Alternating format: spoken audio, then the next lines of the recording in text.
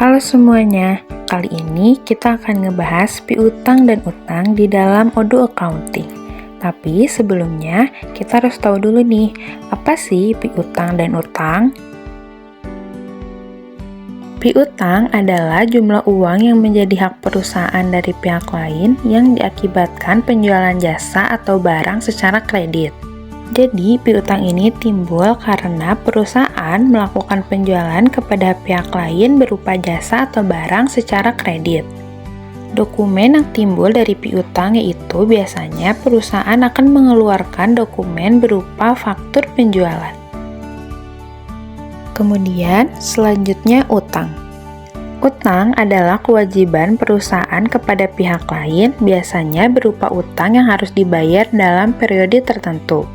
Utang ini merupakan kebalikan dari piutang, di mana perusahaan harus membayar sejumlah uang kepada pihak lain karena pihak lain menjual barang atau jasanya secara kredit kepada perusahaan kita. Dokumen yang muncul akibat adanya utang yaitu perusahaan lain mengeluarkan faktur pembelian kepada perusahaan kita. Selanjutnya, langkah-langkah pembuatan piutang dan utang. Di sini kita sudah ada di tampilan dashboard Odoo Accounting. Pertama-tama kita akan membuat daftar produknya terlebih dahulu. Caranya, klik menu Customer, Product, lalu klik New. Isi product name dengan nama produk. Kemudian, jika produk berbentuk barang, maka checklist can be sold dan can be purchased. Namun, jika berbentuk jasa, maka checklist bagian purchase saja karena jasa tidak mungkin habis. Kemudian, produk type bisa dipilih sesuai kebutuhan. Ada consumable bisa dikonsumsi, service atau jasa, storable produk yaitu barang-barang di luar makanan. Selanjutnya, invoicing policy ini disesuaikan dengan kebijakan masing-masing perusahaan. Ada ordered quantities dan delivered quantities. Selanjutnya, sales price diisi dengan harga jual, customer taxes dengan presentasi pajak, dan cost yaitu harga pokok penjualan. Kemudian, produk kategori bisa kalian pilih sesuai kebijakan perusahaan. Bisa dilihat ya, ada beberapa pilihan.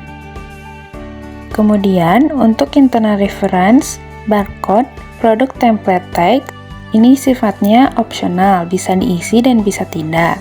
Jika diisi, bisa ditambahkan sesuai perusahaan masing-masing. Selanjutnya, menu sales. Menu ini opsional, bisa diisi atau tidak. Jika diisi, bisa disesuaikan dengan kebutuhan perusahaan. Selanjutnya, purchase. Ini diisi dengan barang tersebut didapatkan dari vendor atau pemasok mana. Selanjutnya, purchase. Ini diisi dengan barang tersebut didapatkan dari vendor atau pemasok mana. Jika barang bisa didapatkan di mana saja, ini tidak perlu diisi. Selanjutnya, menu inventory. Di sini kita akan mengisi deskripsi barang, seperti berat dan volumenya berapa. Kemudian, accounting. Di sini akun disesuaikan dengan perusahaan. Misalnya, income akan diisi dengan sales, dan expense akan diisi dengan cost of goods sold. Kemudian, akun type di sini bisa diisi jika barang tersebut masih bisa termasuk ke dalam aset.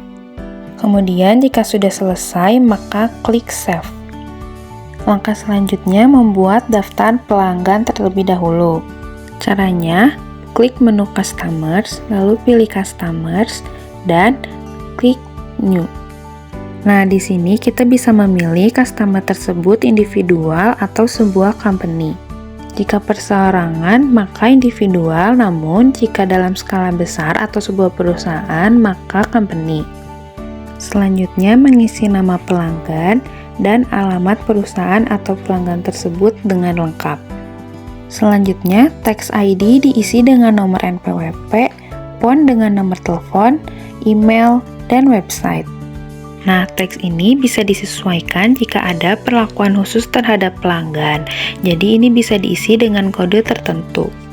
Selanjutnya, sales dan purchase. Di sini, salesperson bisa diisi dengan PIC dari perusahaan tersebut. Ini tidak wajib, namun jika dimasukkan bisa untuk dimasukkan. Nah, ini yang terpentingnya yaitu payment terms. yaitu tenggat waktu pembayaran pelanggan yang bisa disesuaikan sesuai peraturan perusahaan. Kemudian data-data lain bisa disesuaikan ya. Selanjutnya, payment follow up ini tuh sama seperti email. Kemudian accounting, ini diisi dengan bank akun yang dipergunakan pelanggan untuk membayar kepada perusahaan. Selanjutnya, internal notes, ini tuh merupakan catatan tambahan jika memang diperlukan. Kemudian jika sudah selesai, klik save lagi di atasnya. Langkah selanjutnya membuat faktur penjualan atau cara mengakui piutang. Caranya klik customer, invoices, kemudian klik new. Nah, customer invoice diisi dengan ada di perusahaan atau bisa mengikuti Odoo Accounting. Kemudian memilih customer yang sudah kita buat. Lalu invoice date diisi tanggal dikeluarkannya faktur. Payment reference tidak perlu diisi. Nah, due date ini tenggat waktu berakhirnya pembayaran dari piutang tersebut. Bisa diisi atau mengisi payment terms. Jadi dipilih salah satu ya.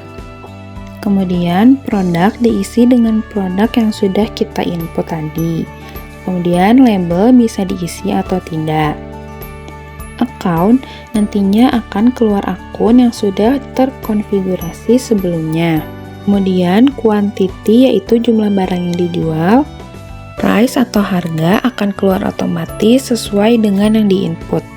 Selanjutnya ada taxes atau pajak. Ada beberapa pelanggan yang sudah termasuk pajak dan ada yang belum. Jika sudah, klik save. Nah, setelah cara mengakui piutang, sekarang adalah cara untuk mengakui utang. Caranya sama, kita harus membuat produk dan pemasok atau vendors terlebih dahulu. Untuk membuat daftar produk, klik vendors, produk, dan new. Kemudian isi sesuai yang tadi seperti customers. Kemudian membuat daftar pemasok, yaitu klik vendors, vendors lagi, dan new. Isi sama seperti tadi mengisi customers. Selanjutnya membuat faktur pembelian, yaitu vendors, bills, lalu new. Isi vendors bill sesuai dengan faktur yang diberikan dari perusahaan lain atau pemasok. Kemudian memilih pemasok sesuai dengan yang sudah kita buat. Bill dates dan accounting dates diisi sesuai dengan faktur pembelian yang diberikan oleh perusahaan. Recipient bank disesuaikan dengan pembayaran atau penerimaan banknya dari perusahaan. Due date dapat diisi dengan tenggat terakhir pembayaran atau dengan payment terms. Selanjutnya, produk diisi dengan produk yang dibeli secara kredit. Account akan terisi otomatis. Quantity diisi sesuai jumlah barang. Kemudian price dengan harga. Taxes yaitu pajak termasuk harga atau tidak termasuk harga barang. Kemudian jika sudah selesai, klik save. Nah, sudah selesai nih videonya. Semoga video ini bermanfaat dan terima kasih bagi yang sudah menonton.